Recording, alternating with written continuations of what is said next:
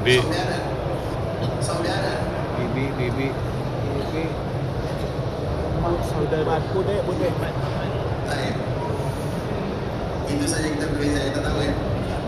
Apa bahasanya, bahasa kitanya? Saudara daripada ibu. Paman itu saudara daripada ayah. Ulang itu bahasa Medan ya. Kita tak mau bahasa Medan, bahasa Nusantara. Ibu Ayah bahasanya akhwal. Agar kita tahu akhwal, karena Nabi SAW menyebutkan akhwal. Jadi apa bahasanya? Kalau tak tahu bahasanya berarti pindah bahasa Arab. Sepakat semuanya? Berarti kita pindah bahasa Arab ya? Yang tak pandai bahasa Arab tak masuk surga. Yang tak pandai bahasa Arab tak masuk surga. Allah ya. Betul ni? Bahaya ini. Tadi lisan karena yang tak pandai bahasa Arab, solat kita dengan bahasa Arab, doa kita dengan bahasa Arab, pengajian kita dengan bahasa Arab, dan semoga Allah Subhanahu Wa Taala mudahkan kita semua masuk dalam surga. Belajar bahasa Arab itu bukan untuk pandai bahasa Arab, tapi untuk mengenal Allah Subhanahu Wa Taala, untuk beribadah kepada Allah. Makanya orang yang tak pandai bahasa Arab tidak akan pernah khusyuk dalam salatnya, karena mereka tak paham. Khusyuk dalam salat tidak akan bisa kita khusyuk kecuali kita paham apa yang kita baca. Macam mana kita khusyuk mendengarkan imam baca Quran, kita tak paham. Bisa dipahami? Maka belajar bahasa Arab bukan untuk berucap berbicara bahasa Arab. Saya ingin pergi haji, pergi umrah supaya nanti saya bisa belanja. Itu tujuan kaum muslimin belajar bahasa Arab. Padahal tujuan mereka belajar bahasa Arab adalah untuk beribadah kepada Allah, untuk memahami firman Allah Azza wa Jalla dan sabda Rasulullah sallallahu alaihi wasallam. Dan yang terpenting adalah dalam masalah salat. Bukankah kedatangan kita ke kota Madinah adalah untuk melaksanakan ibadah salat? Bukankah kedatangan kita ke tanah Makkah adalah untuk melaksanakan ibadah salat? Macam mana kita nak khusyuk kalau kita tak faham apa yang kita baca? Minimal kita faham apa yang kita baca. Al-Fatihah, kemudian ayatnya, kemudian doa sujudnya, doa rukunya, doa semua yang ada di dalamnya. Kalau kita faham maka akan kita khusyuk. Kalau kita tak faham kita tidak akan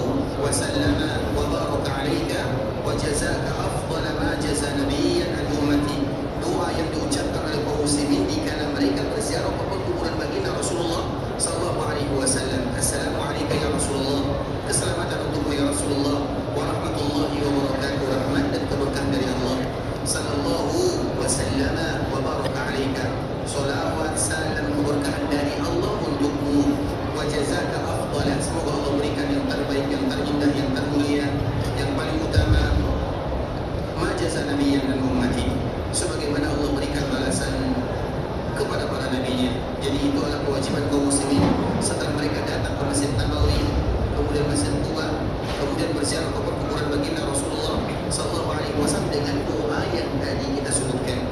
Berziarah ke kuburan Nabi, kemudian hanya mengucapkan Assalamualaikum ya Rasulullah, kemudian mereka meninggalkan Nabi, ulang lagi ziarahnya sampai mereka mengucapkan salam dan salawat kepada baginda Rasulullah sallallahu alaihi wasallam. Bisa dipahami? Assalamualaikum ya Rasulullah warahmatullahi wabarakatuh, sallallahu wasallam wa baraka alaika wa jazaka afdala ma jaza nabiyyan an ummati. Sudah hafal dulu? Terus kalau belum hafal, macam mana cara hafal? Catat atau direkam atau direkod, tapi sayangnya saya tak mau lagi ulang. Cari sendiri nanti. Baik, untuk Abu Bakar As-Siddiq radhiyallahu ta'ala anhu kita mengatakan Assalamualaikum ya Abu Bakr wa jazaka an ummatil Islam khairal jazaa. Untuk Umar kita mengucapkan Assalamualaikum ya Umar wa jazaka an ummatil Islam khairal jazaa. Itu yang akan kita lakukan jika kita berziarah ke kuburan Nabi sallallahu alaihi wasallam, Abu Bakar dan Umar. Kita ulang lagi sekali umat Islam. Berziarah ke kuburan Nabi sallallahu alaihi wasallam, kita menyebutkan Assalamualaikum ya Rasulullah warahmatullahi wabarakatuh, sallallahu wasallam wa baraka alaika wa jazaka afdala ma jaza nabiyyan an ummati.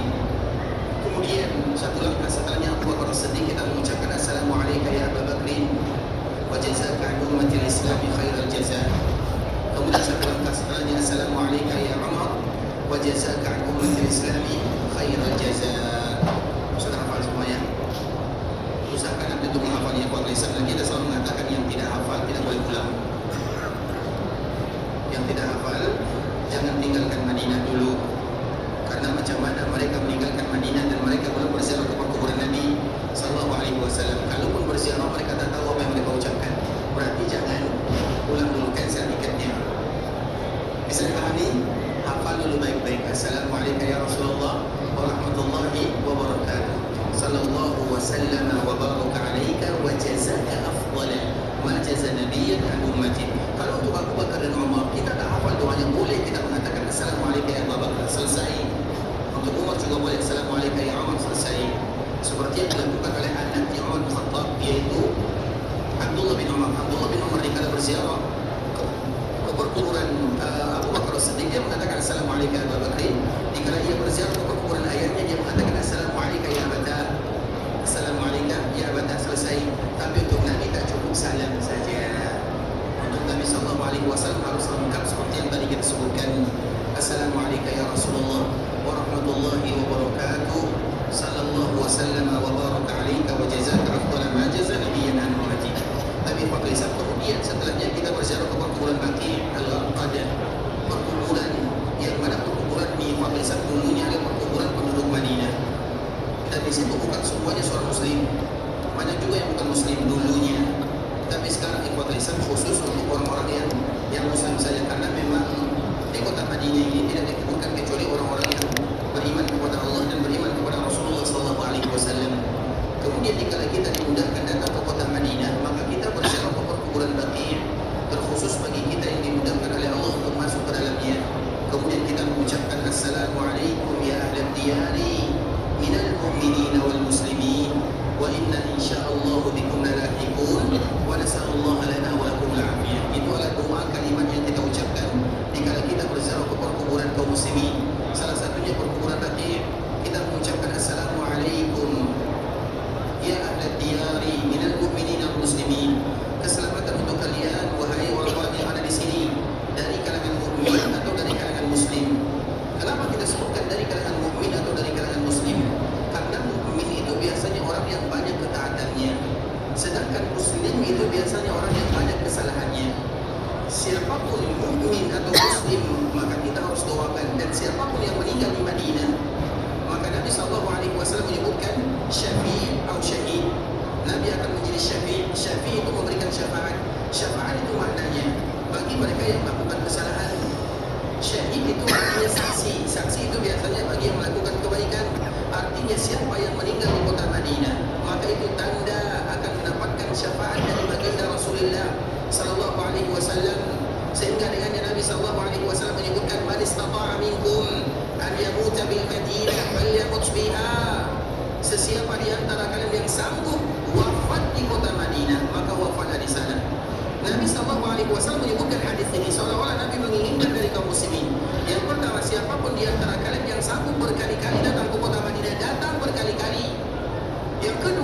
di antara kalian yang dimudahkan oleh Allah datang ke kota Madinah, maka berlama-lamalah di Madinah. Sampai kalau sekiranya mereka dimudahkan oleh Allah meninggal di sana, maka mesti mereka akan mendapatkan syafaat dari baginda Rasulullah SAW. Kalimat syafaat itu biasa dibuat lisan, kalimat untuk orang yang melakukan kesalahan. Bisa dipahami? Maknanya kalau banyak di antara kaum muslimin atau ada seorang muslim banyak salahnya, kemudian Allah hadiahkan dia meninggal di kota Madinah, dikuburkan di kota Madinah, maka halal syafaat Nabi untuknya. Maka itu disebut dengan syafaat. Sedangkan saksi, saksi itu maknanya adalah kesaksian terhadap kebaikan yang ia lakukan di kota Madinah. Dan cukup keinginan kaum muslimin datang ke kota Madinah itu adalah kebaikan yang mulia di sisi Allah Subhanahu wa taala. Karena tidak semua orang ditanamkan rasa cinta di hatinya untuk mencintai kota yang dicintai oleh baginda Rasulullah sallallahu alaihi wasallam. Oleh karena itu umat Islam itu maknanya muslim dan mukmin. Sehingga di antara doa yang kita ucapkan jika kita berziarah ke kuburan Baqi', Assalamualaikum ya ahla diyari minal mu'minina wal muslimin wa inna insyaallah bikum lalahiqun. Seolah-olah kita mengatakan kami akan menyusul kalian, kami akan ikut kalian, cepat atau lambat kami pun akan meninggal. Dan tujuan kita berziarah ini ikhwan Islam, manfaatnya adalah untuk kita yang berziarah dan untuk mereka yang diziarahi. Makanya dikala kita berada di kota Madinah, yang kita kunjungi 2 masjid 3 perkuburan, 2 masjid 3 perkuburan. Kenapa demikian ikhwan Islam? Kaum muslimin harus ingat, lambat laun mereka akan dikuburkan, lambat laun mereka akan meninggal. Tidak akan berlama-lama mereka berada di dunia. Coba bayangkan, setelah 50 tahun dari sekarang tahun 1447, tambah 50 tahun, bisa jadi tidak ada satupun kita yang ada di sini di dunia. Habis semuanya, sudah meninggal. Dan semua kita berkelan tanah. Apa yang kita bisa bawa bertemu dengan Allah Subhanahu wa taala? Salah satunya adalah ibadah keberadaan kita di Mekah, keberadaan kita di Madinah, karena kita sedang berdagang dengan Allah Subhanahu wa taala. Ibadah sedikit tapi pahala yang begitu banyak disediakan. Al-Quran yang kita baca sama, tapi pahalanya tak sama. Zikir yang kita ucapkan juga sama, tapi pahalanya berbeza. Salat yang kita lakukan sama, tapi pahalanya tak sama. Semua kebaikan yang kita lakukan di tanah haram Makkah Madinah dilipat gandakan pahalanya oleh Allah Subhanahu wa taala. Berapa kelipatannya? Allahu a'lam. Makanya setiap kali kita dimudahkan beribadah di kota Islam, maka jadikan betul-betul beribadah untuk Allah Subhanahu wa taala, karena bisa jadi satu ibadah yang kita lakukan di tanah haram bisa menghapus semua kesalahan yang kita lakukan. Dan bisa jadi itu adalah alasan Allah Subhanahu wa taala untuk memudahkan urusan kita. Karena bagaimanapun 2 masjid 3 perkuburan, 3 perkuburan, maknanya lebih banyak kubur yang kita ziarahi. Nah, kalau kita berada di kota Madinah, kita lebih banyak ziarah kubur atau ziarah mal? Tentu itu kita tanyakan kepada kaum muslimin. Mana yang paling kita ziarahi? Pasar atau kubur? Itu tentu pertanyaan kepada pribadi. Maknanya ikhwan Islam, kenapa Nabi menyebutkan demikian? Nabi hanya mengingatkan bagaimanapun generasi-generasi sebelumnya, mereka yang taat, mereka sudah meninggal dan mereka mendapatkan keutamaan yang dijanjikan. Mereka yang jahat, membangkang, Abu Jahal, Abu Lahab, Abu yang lainnya yang menjadi musuh Nabi SAW, mereka juga sudah meninggal dan mereka mendapatkan balasannya. Mereka yang berjuang bersama Nabi SAW, korbankan semuanya, mereka juga sudah meninggal. Tinggal sejarah yang kita baca dan yang akan kita ceritakan untuk memberikan motivasi. Anak cucu kita juga akan berkata suatu saat nanti, ayahku, kakekku, mereka meninggal dan mereka adalah orang yang kuat melakukan kebaikan, melakukan ini, melakukan itu. Tinggal kita ingin mengukir sejarah baik atau mengukir sejarah buruk. Makanya tadi kita menyebutkan 50 tahun setelah ini, bisa jadi semua kita sudah berada di bawah tanah. Tidak ada lagi, tinggal cerita akan digantikan oleh generasi berikutnya. Begitu selanjutnya sampai terjadi hari kiamat. Oleh karena itu ikhwan Islam, seolah-olah Nabi mengingatkan kepada kaum muslimin di Madinah 3 kubur yang harus kita ingat, atau 3 kubur yang harus kita ziarahi. Perkuburan Nabi Abu Bakar dan Umar, karena mereka satu. Kemudian perkuburan Baqi', kemudian yang ketiga perkuburan syuhada Uhud. Dan ingat ikhwan Islam, jika kita berziarah kemudian kita hadirkan sejarah serta ceritanya, maka akan membuat kita semangat beribadah kepada Allah Subhanahu wa taala. Itulah kewajiban kaum muslimin dikala mereka berada di kota Madinah, 5 tempat yang harus mereka kunjungi. Tadi kota Islam kita kembalikan kepada yang pertama, yaitu Masjid Nabawi. Karena kemarin kami mohon maaf ya, karena hari Sabtu dengan hari Ahad kita bercuti. Pembahasan sebelumnya adalah tempat yang paling indah yang ada di kota Madinah, yang kita kenal dengan taman di antara taman-taman surga.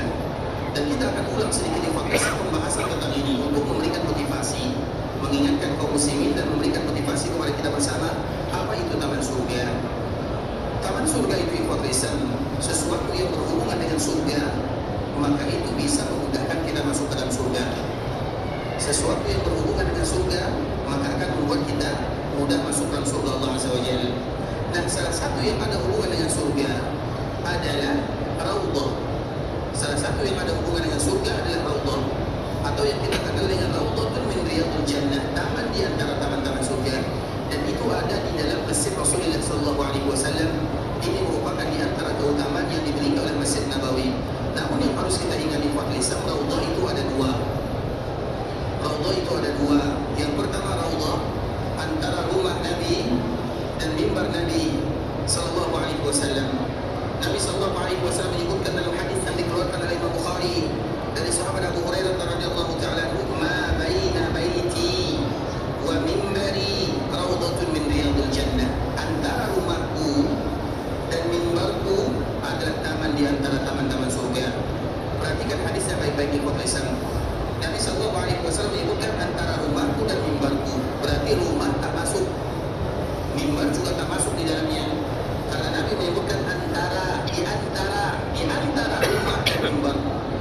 Kemudian juga yang perlu kita pahami Islam, raudhah itu tidak ada sampai ada mimbar dan rumah. Raudhah itu tidak ada sampai ada rumah Nabi dan ada mimbar Nabi, karena itu batasannya di antara rumah dan mimbar. Macam mana ada raudhah, rumah belum ada? Di antara rumah Nabi tidak ada. Bisa dipahami?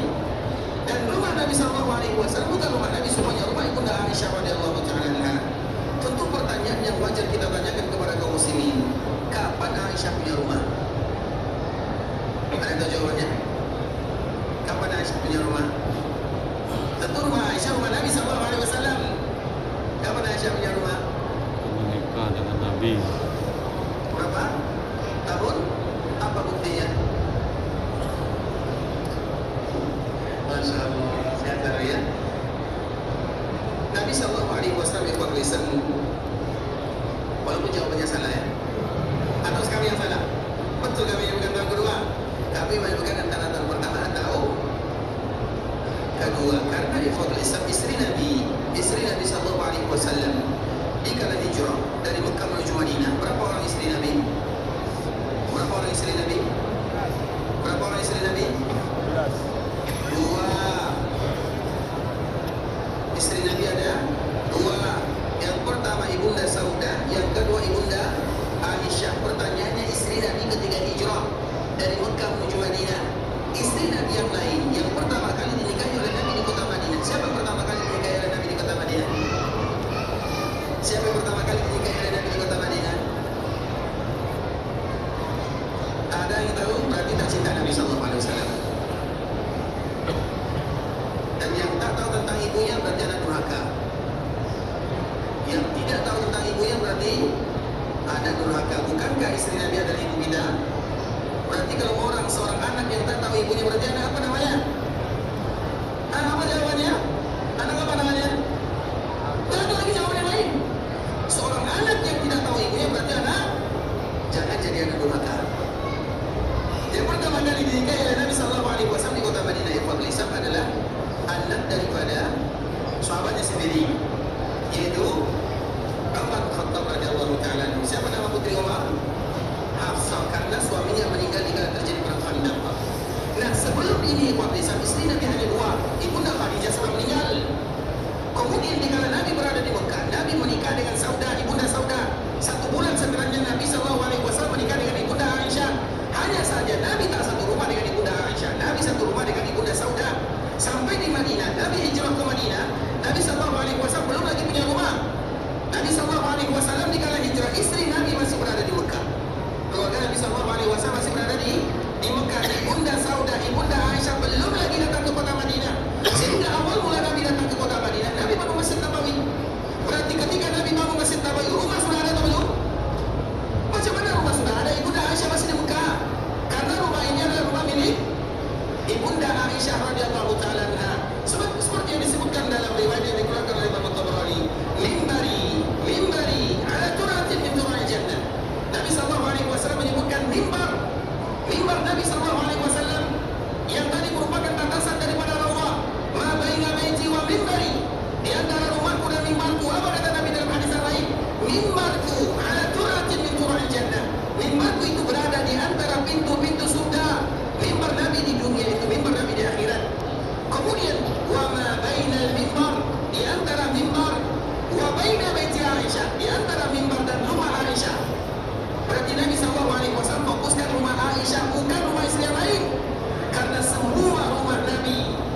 ada di bagian kanan Masjid Nabawi, ada di bagian kiri Masjid Nabawi.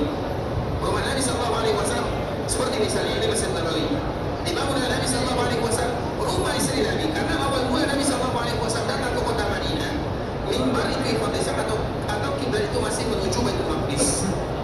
Misalnya Nabi bangun 35 kali 30, Masjid Nabawi dibangun 35 kali 30. Kemudian kiblat itu masih menuju Baitul Maqdis. Berarti kiblatnya ke sana.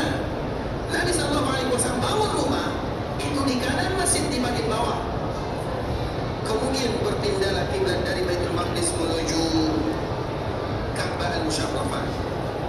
Rumah Nabi Sallallahu Alaihi Wasallam yang tadi dibangun di bagian bawah kanan berubah menjadi bagian atas kiri. Paham sampai di sini? Itu adalah rumah Ibunda Aisyah. Dan rumah Aisyah ini kalau belum ada berarti belum ada lagi yang namanya Raudhah. Karena batasan Raudhah itu adalah rumah Aisyah. Paham sampai di sini? Oleh karena itu ikhwatul Islam tentu kita bertanya kapan Ibunda Aisyah punya rumah? Karena Ibunda Aisyah ini ikhwatul Islam, kita tahu Nabi Sallallahu Alaihi Wasallam menikah dengan Ibunda Aisyah itu dikala dia masih kecil ya, yaitu masih berumur 6 tahun. Dan yang harus kita ingat, Jabir, ada namanya Jabir. Jabir ini anaknya daripada Mut'im bin Adi. Jadi Mut'im bin Adi ini dia sudah datang kepada Abu Bakar As-Siddiq dan datang kepada Abu Bakar As-Siddiq untuk melamar putrinya Aisyah, dan Abu Bakar sudah setuju.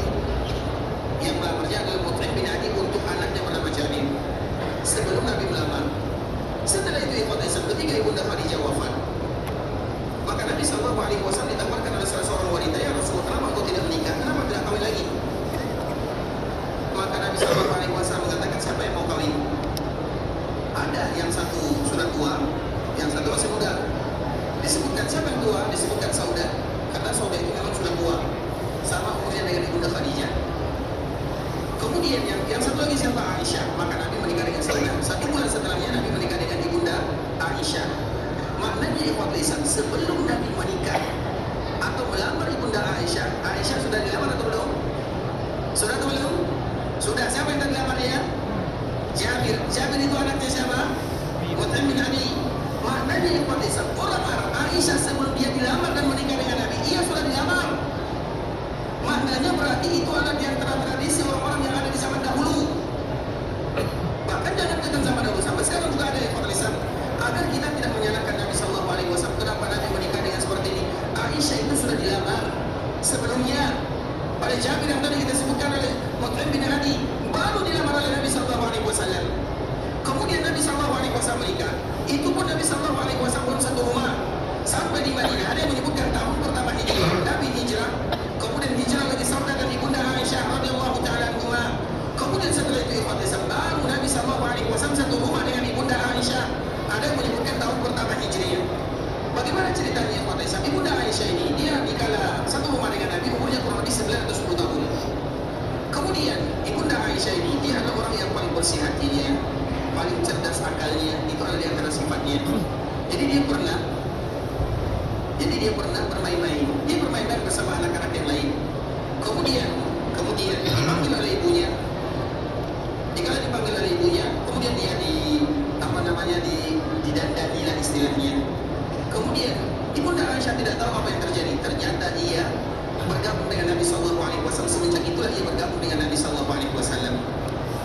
Kemudian tentu dia punya rumah yang tadi kita sebutkan, dan rumah Nabi itu rumah yang amat sederhana sekali. Makanya kita selalu mengingatkan kepada kaum muslimin yang ada di kota Madinah, di bagian Masjid Nabawi atau di Masjid Nabawi ini banyak museum. Kita bukan mencari museum-museum lain, yang kita cari macam mana rumah Nabi, Masjid Nabawi, untuk mendekatkan kita dengan Nabi Sallallahu Alaihi Wasallam. Inilah Nabi kita yang mulia Muhammad bin Abdullah Sallallahu Alaihi Wasallam. Nabi diberikan pilihan menjadi Nabi dan seorang raja, atau menjadi Nabi dan manusia biasa. Maka Nabi pilih Nabi dan manusia biasa supaya kita bisa mencontoh kehidupan Nabi Sallallahu Alaihi Wasallam. Kalau sekiranya Nabi memilih Nabi dan menjadi seorang raja, maka mudah bagi Nabi Sallallahu Alaihi Wasallam untuk memilihnya. Nabi akan hidup semacam mana hidupnya seorang raja mewah. Tapi Nabi ingin contohkan bagaimana sifatnya, bagaimana jati dirinya, bagaimana kehidupannya, macam mana rumah Nabi Sallallahu Alaihi Wasallam. Maka kami anjurkan kepada kaum muslimin jika berada di kota Madinah, lihat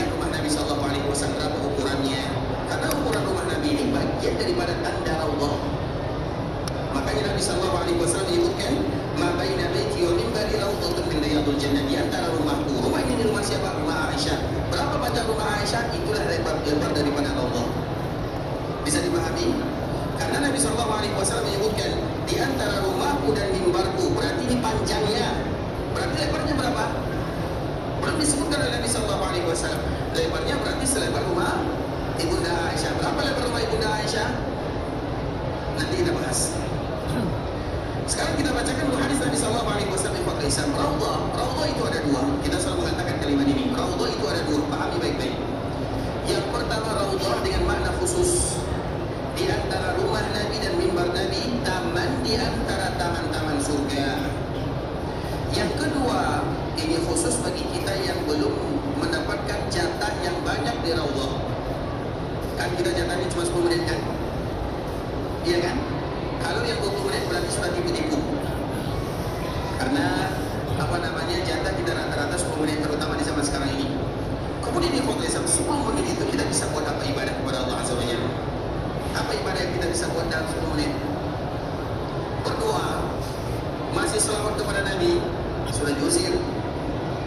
Salat, baru 2 rakaat, sudah 10 menit. Jadi dalam masa 10 menit ini, apa ibadah yang bisa kita lakukan? Tak cukup ya Fakhr Islam. Ibadah 10 menit tak cukup. Ibadah 10 menit, dia tak cukup. Makanya ingat, Raudhah itu ada dua. Kalau Allah belum mudahkan kita berlama-lama di Raudhah yang pertama, maka berlama-lama di Raudhah yang kedua. Dan kedua maknanya sama. Yang pertama Nabi SAW menyebutkan di antara rumahku dan mimbarku taman di antara taman-taman surga. Yang kedua Nabi SAW menyebutkan apabila kalian lewat di antara taman-taman surga, sama bahasa Nabi SAW. Tak ada bezanya. Nabi menyebutkan dalam hadis yang pertama dengan bahasa Arab, ma baina baiti wa mimbari raudhatun min riyadil jannah. Hadis yang kedua Nabi menyebutkan idza marartum bi raudhatin min riyadil jannah. Sama bahasanya. Hadis yang pertama ini adalah hadis yang akan kita ceritakan tentang Raudhah. Kemudian hadis yang kedua, Raudhah yang kedua Nabi menyebutkan apabila kalian melewati taman di antara taman-taman surga, maka mampirlah. Para sahabat bertanya, ya Rasulullah, apa itu taman surga? Karena mereka tahu taman surga itu hanya taman surga yang ada di antara rumah Nabi dan mimbar Nabi.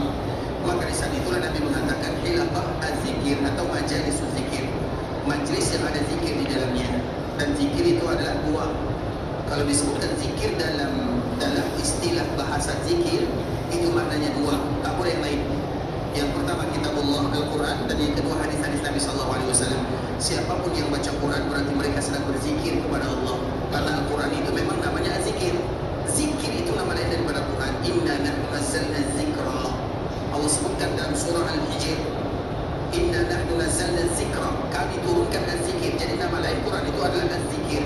Maknanya siapapun yang baca Quran berarti mereka sedang berzikir kepada Allah. Sehingga kalau ditanya, apakah kamu sudah berzikir hari ini? Kalau pertanyaannya secara umum, apakah kamu sudah berzikir hari ini? Maknanya apakah kamu sudah baca Quran hari ini? Jadi ada kalimat untuk Quran itu kadang-kadang ada dua. Yang pertama zikir, yang kedua wirdun. Apakah kamu sudah berzikir hari ini? Apakah kamu sudah wirid hari ini? Wirdun, wirid. Kedua makna ini tertuju kepada Al-Quran. Zikir itu adalah Al-Quran. Wirid, wirid. Kita sering dengarkan kalimat wirid kan? Wirid di dalam bahasa Arab itu Al-Quran. Makanya Imam An-Nasai rahimahullah ta'ala menyebutkan apabila disebut dengan kalimat wirid, haddul mar'i min Al-Quran, yaitu jatah seorang muslim dengan kitab Allah, dengan ayat-ayat Allah Azza wa Jalla. Maknanya apakah mereka sudah wirid? Apa artinya? Wirid itu apakah kita sudah baca Quran atau belum? Banyak di antara kaum muslimin di Malaysia mereka baca wirid ini, wirid itu, tapi mereka lupa baca Al-Quran. Mereka kuat baca zikir ini, zikir ini, zikir itu. Mereka lupa zikir yang sesungguhnya itu adalah Al-Quran. Zikir itu Al-Quran, wirid itu Al-Quran.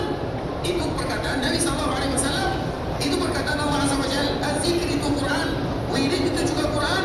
Makanya apakah kamu sudah wirid? Wirid itu maknanya apakah kamu sudah baca Quran atau belum?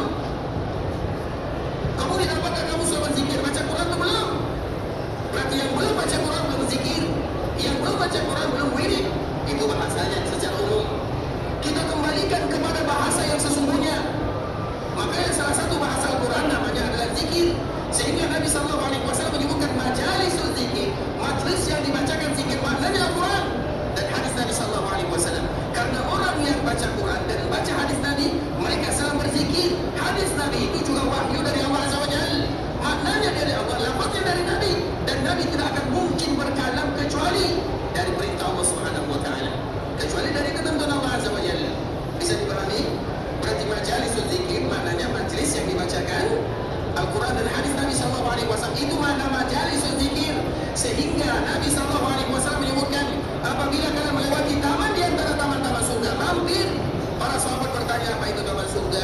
majlis zikir.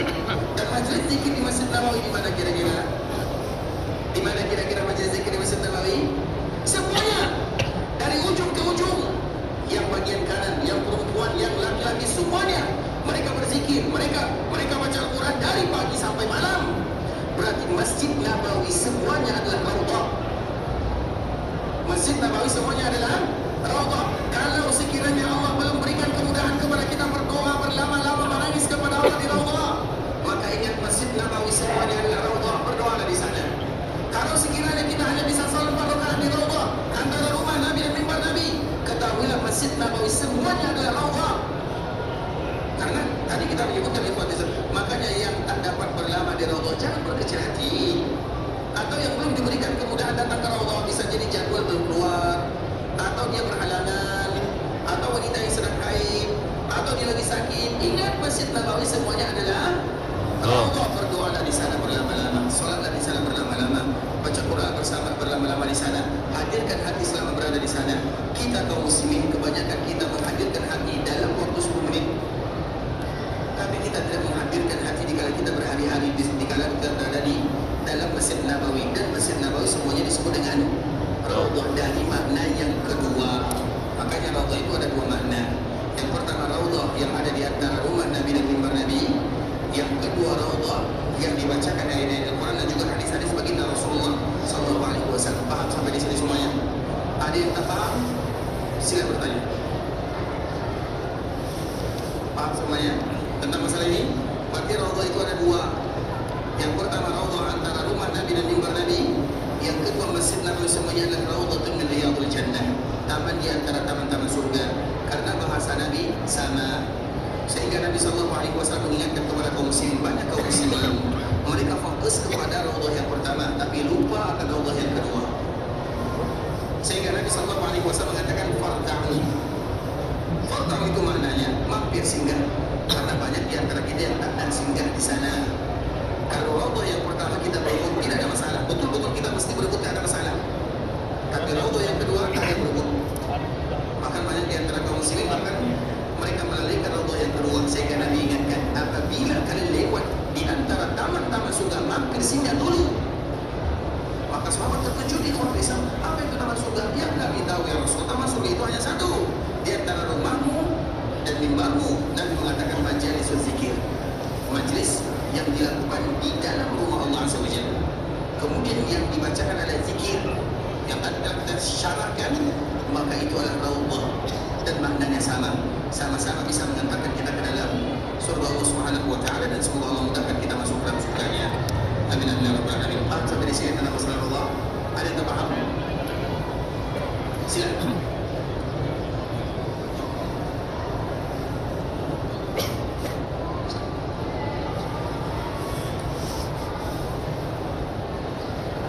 Kalau bisa maju lagi sedikit ya, karena suara tak terlalu jelas, biar kita agak jelas sedikit pertanyaannya. Semoga bisa memberikan manfaat kepada yang lain. Silakan. Baik, silakan.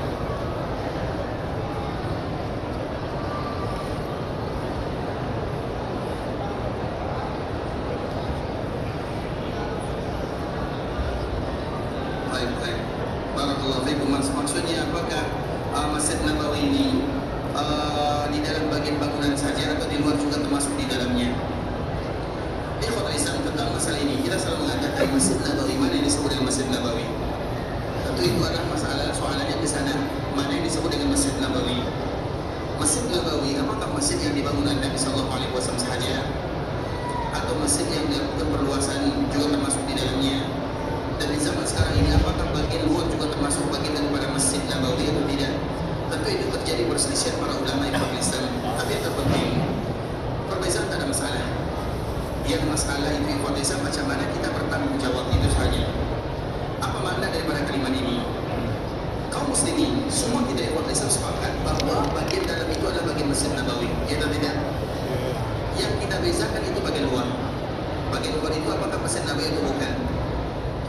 Yang mengatakan Masjid Nabawi alhamdulillah, yang mengatakan bukan bagian Masjid Nabawi juga tak ada masalah. Karena memang di situ para ulama juga berselisih di dalamnya. Kalau kita mau yang mana? Masjid Nabawi itu bukan? Di luar Masjid Nabawi itu bukan? Baik. Baik, kita ambil dulu yang pertama ikhwan Islam. Kalau di luar Masjid Nabawi, tak ada masalah. Berarti kita kalau setiap kali masuk ke masjid sampai kita keluar sana di pagar luar, maka kita mesti baca doa di sana. Apa doa masuk masjid? Apa doa masuk masjid? Rahmatika. Apa doa masuk masjid?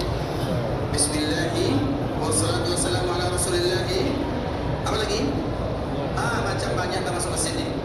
Atau lupa kita baca doa macam mana? Apa doa masuk masjid? Bismillahi wassalatu wassalamu ala rasulillah. Allahumma aftah li Abwaaba rahmatika. Lagi sambungannya.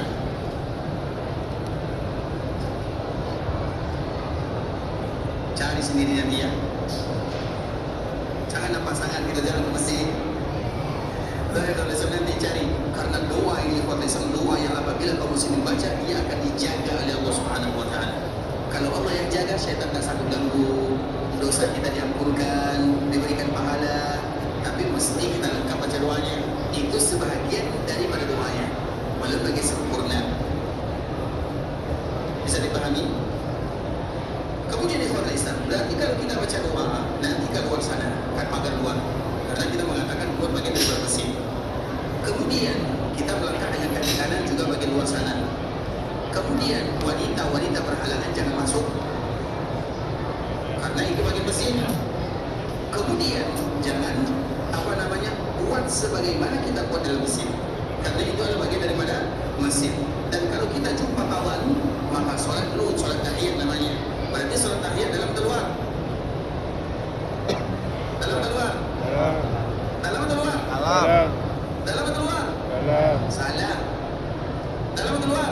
Dalam luar. Karena di luar juga termasuk bagian daripada. Kalau keluar bagian masjid berarti kita sholat tahiyat juga di sana. Di sini juga sholat tahiyat. Paham atau tidak paham? Kan kita kan syarah yang pertama dulu, yang mengatakan itu adalah bagian daripada masjid. Tanggung jawab konsekuensinya. Berarti kalau nak jumpa sama kawan di luar, sholat dulu. Kalau yang tak sholat dan tak sholat tahiyat, berarti mereka menganggap luar itu bukan bagian masjid. Itu saja. Yang baca doa di pintu sini, berarti dia mengatakan yang luar bukan bagian. Saya akan baca doa di pintu sini. Banyak kan? Berarti yang mengatakan yang membaca doa di sini, berarti mereka menganggap luar bukan bagian masjid. Kalau kita anggap luar bagian masjid, berarti kita baca doa di pagar sana. Kita mesti tahu Islam. Masjid itu kita harus tahu, masjid itu tak mesti ada bangunannya. Coba kita bayangkan di kala Nabi SAW datang ke kota Madinah. Tadi kita menyebutkan awal mula Nabi datang ke kota Madinah. Apa tempat yang pertama kali Nabi tuju? Quba, atau daerah yang ada di Amani.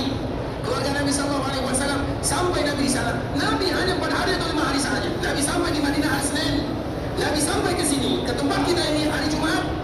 Antara Senin dengan Jumat 4 atau 5 hari saja. Kemudian sebelum Nabi sampai ke sini, Nabi sudah selesai bangun Masjid Quba.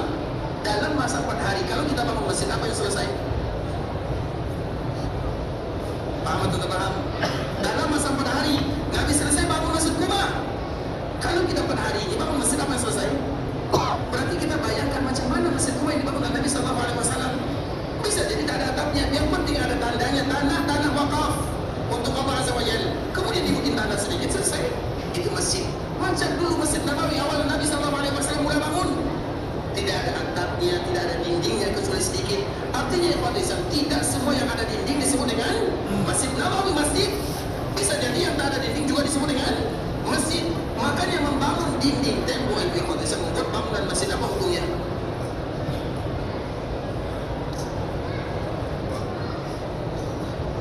Apa hukumnya? Kalau tak tahu jawabannya tutup buku.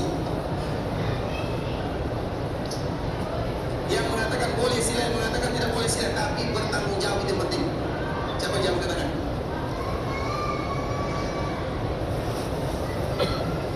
Allah Subhanahu wa taala menyebutkan bahwa kita boleh ya. Tadi kita sudah tutup buku ya. Tapi berarti esok kita sambung lagi. Kita kembalikan kepada ini. Allah menyebutkan ikhwatul Islam fi buyutin azinallah. Fi buyutin azinallahu an turfa. Coba perhatikan ayat ini. Di sebuah rumah yang Allah izinkan diangkat. Maknanya ikhwatul Islam membuat dinding, atap itu diizinkan oleh Allah Subhanahu wa taala. Berarti diizinkan sesuai dengan firman Allah Azza wa Jalla, diizinkan. Azinallahu an turfa. Allah izinkan untuk mengangkat. Maknanya kalau ada masjid yang tak ada atap, yang tak ada dinding,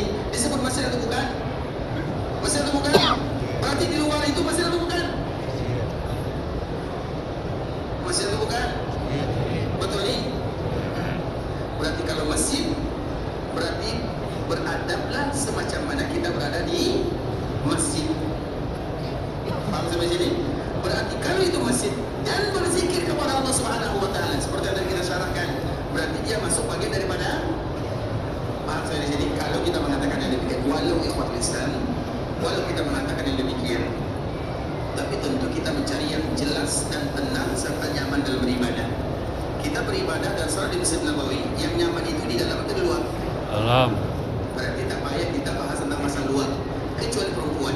Karena tadi pertanyaannya untuk perempuan, kami itu istri kan ingat, perempuan itu ikhwatul Islam antara beruntung dengan beruntung sekali. Bisa dipahami?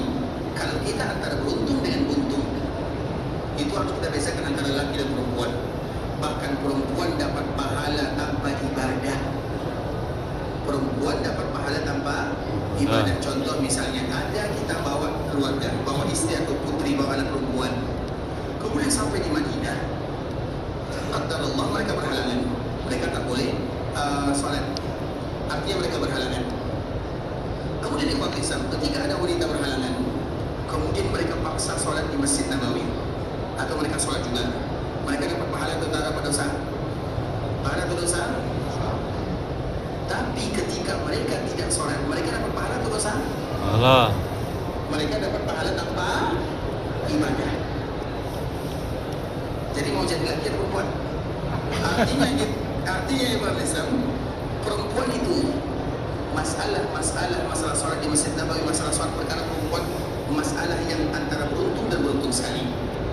Jadi terserah kepada dia, mau salat di mana, mau di luar, mau di dalam, terserah. Mau di masjid, mau di tempat tinggal dia, terserah. Paham sampai di sini?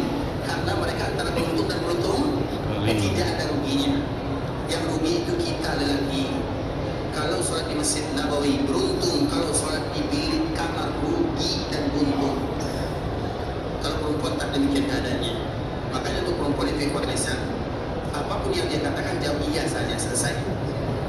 Karena mereka antara beruntung dan beruntung sekali. Itu keutamaan yang Allah bagi untuk wanita, selesai. Jadi tak payah Ustaz misalnya saya nanti sholat di mana, di masjid, di dalam bagian luar, semuanya baik untuk mereka, semuanya Allah yang bagi, selesai. Kecuali kita lelaki, kita semakin di dalam semakin bagus, semakin terdepan semakin bagus, itu kita lelaki. Tapi perempuan semakin jauh semakin baik. Bukankah Nabi sallallahu alaihi wasallam menyebutkan khairu sufufir rijali awwaluha wa syarruha akhiruha? Saf terbaik untuk lelaki yang bagian hadapan, yang paling buruk yang bagian belakang. Jadi kita biasanya sholat di bagian belakang atau bagian depan?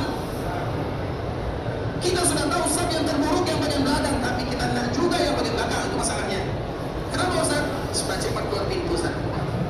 Padahal kita di sini adalah untuk beribadah kepada Allah Subhanahu wa taala. Bukan berlomba-lomba pergi makan. Karena lambat keluar masjid, habis makanannya. Jangan jadikan itu alasan ikhwan Islam. Kenapa kita sholat di belakang? Bukan berarti kita boleh atau tak boleh, tapi Nabi katakan yang terbaik adalah bagian hadapan, yang terburuk syarrun. Syarrun itu maknanya terburuk. Maka jangan menjadi yang terburuk. Kecuali kata darurat terlambat atau sakit perut itu lain cerita, tapi usahakan bagian depan. Paling tidak pertengahan ya ikhwan Islam. Makanya jangan banyak-banyak sholat belakang sini ya, nanti maju. Kemudian ikhwan Islam, untuk perempuan apa kata Nabi? Wa khairu sufufin nisa, wa khairu sufufin nisa'i akhiruha wa syarruha akhiruha wa syarruha awwaluha. Sedangkan saf yang terbaik untuk wanita, untuk perempuan adalah yang paling belakang. Semakin jauh mereka dari lelaki semakin baik. Dan yang paling buruk adalah yang paling depan. Hadis Nabi sallallahu alaihi wasallam, sami'na wa ata'na. Maknanya ikhwan Islam, mereka semakin dekat dengan lelaki yang tentunya bukan mahram ya, bukan muhrim, yang mahram. Yang bukan mahram ikhwan Islam, tentu kalau semakin mereka dekat dengan yang bukan mahram, semakin buruk, tapi semakin jauh semakin baik. Karena wanita itu mesti dijaga oleh semua kaum muslimin. Dan di antara bentuk kita menjaga wanita yang bukan mahram, jangan dekat-dekat dengan dia. Karena tak ada yang selamat. Makanya Imam Sufyan Ats-Tsauri menyebutkan, aku kalau berdua-duaan dengan perempuan, walau seorang wanita berkulit hitam, seorang budak, aku takut kepada Allah Subhanahu wa taala. Apalagi yang tidak demikian sifatnya. Jangan tidak ada lelaki yang kuat di depan perempuan. Karena perempuan itu dihiasi oleh syaitan. Siapa di antara kita yang sanggup lawan syaitan? Tak ada. Ayah kita Adam alaihissalam juga bisa digoda oleh syaitan, apalagi anak cucunya, kita anak cucunya. Maka oleh karena itu ikhwan Islam, kembali kepada masalah wanita, perempuan itu semuanya terbaik. Bisa dipahami? Mereka pergi Makkah, pergi Madinah, semuanya terbaik. Nah, biasanya masalah terbesar itu ikhwan Islam adalah karena mereka berhalangan. Makanya kalau ada wanita berhalangan, kemudian mereka pergi dimudahkan oleh Allah masuk Raudhah, masuk Masjid Nabawi, maka sebutkan kepadanya, bisa jadi ini alasan Allah Azza wa Jalla untuk memberikan kesempatan kembali lagi ke tanah haram, karena sebelumnya kita belum dapat, dan semoga dimudahkan lagi di sana nanti dapat, bukan pada jadwal berhalangannya sehingga nanti bebas sholat di dalam Masjid Rasulullah SAW. Macam mana ikhwan Islam, itu adalah ketentuan Allah Subhanahu Wa Taala untuk wanita-wanita anak Adam. Kita tak boleh paksa atau tak boleh keluar dari apa yang telah ditentukan oleh Allah Subhanahu Wa Taala. Jadi di luar masjid atau di luar yang di luar ini ikhwan Islam, kalau kita mengatakan Masjid Nabawi, kemudian dibacakan zikir, dibacakan ibadah, baca Quran, baca hadis Nabi, maka itu disebut dengan Raudhah yang tadi kita sebutkan. Raudhah itu dimanapun boleh. Jangankan di Madinah, di kampung halaman ada masjid yang apabila kita lakukan seperti yang tadi kita sebutkan, itu ada taman di antara taman-taman surga. Makanya Nabi ingatkan, singgah dulu, mampir, jangan lewatkan, karena banyak di antara kaum muslimin yang lupa. Maka Nabi ingatkan. Ikhwan saudara kaum muslimin, para ulama Allah rahimahullah, sampai di sini pembahasan yang bisa kami jelaskan. Yang benar dari Allah Subhanahu Wa Taala, yang salah dari diri kami pribadi karena kurangnya ilmu kami, karena kebodohan, karena kejahilan, karena ketidaktahuan kami. Kami mohon maaf kalau ada kata-kata yang salah, kalimat yang kurang tepat, bahasa yang kurang bagus, penyampaian yang kurang berkenan. Insyaallah kita akan kembali sambung, dan kami ingatkan kepada kaum muslimin hadis Nabi Sallallahu Alaihi Wasallam, siapapun yang berada di Masjid Nabawi kemudian mereka belajar agama Allah Subhanahu Wa Taala, maka mereka sama dengan orang yang sedang berjihad di jalan Allah Subhanahu Wa Taala. Semoga kita semua terhitung sebagai orang yang berjihad di jalan Allah Subhanahu Wa Taala, dan kita berharap semoga Allah mengampunkan dosa kita bersama. Allah mengampunkan dosa orang tua kita, saudara-saudari kita, keluarga kita, dan seluruh kaum muslimin, baik yang masih hidup ataupun mereka yang sudah meninggal. Kalau ada di antara kita yang ingin pergi ke Mekah untuk melaksanakan ibadah, semoga Allah menerima amal ibadahnya, Allah kabulkan doa dan permintaannya, Allah jadikan umrahnya umratan mabrurah wa sa'yan masyhura wa dhanban maghfura. Kalau ada di antara kita yang ingin pulang ke kampung halaman meninggalkan Mekah Madinah, semoga diberikan kemudahan dalam perjalanannya, kelancaran dalam urusannya, pulang bersua dengan keluarga yang ditinggalkan dalam keadaan sehat walafiat, dan semoga Allah kembali memberikan rezeki berkali-kali agar kita selalu dipanggil ke tanah suci. Amin. Semoga Allah Subhanahu Wa Taala berikan keberkahan dalam usaha, dalam keluarga, dalam harta, dalam anak dan keturunan. Semoga Allah berikan keikhlasan dalam amal ibadah. Semoga Allah berikan istiqamah dalam agama, dan semoga Allah hadiahkan kepada kita bersama husnul khatimah. Amin amin ya rabbal alamin. Subhanakallahumma bihamdika asyhadu an la ilaha illa anta astaghfiruka wa atubu ilaik. Wa sallallahu wa sallam ala nabiyyina wa habibina wa khalilina wa sayyidina Muhammadin wa ala alihi wa sahbihi wa sallam tasliman katsira. Assalamualaikum warahmatullahi wabarakatuh. Waalaikumsalam warahmatullahi wabarakatuh.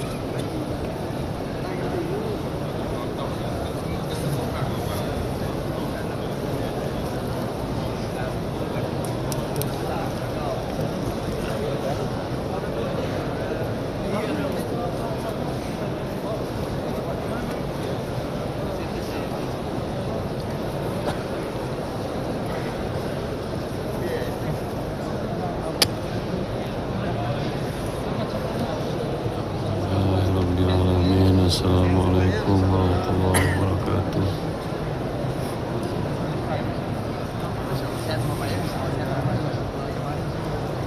Alhamdulillah, insyaallah.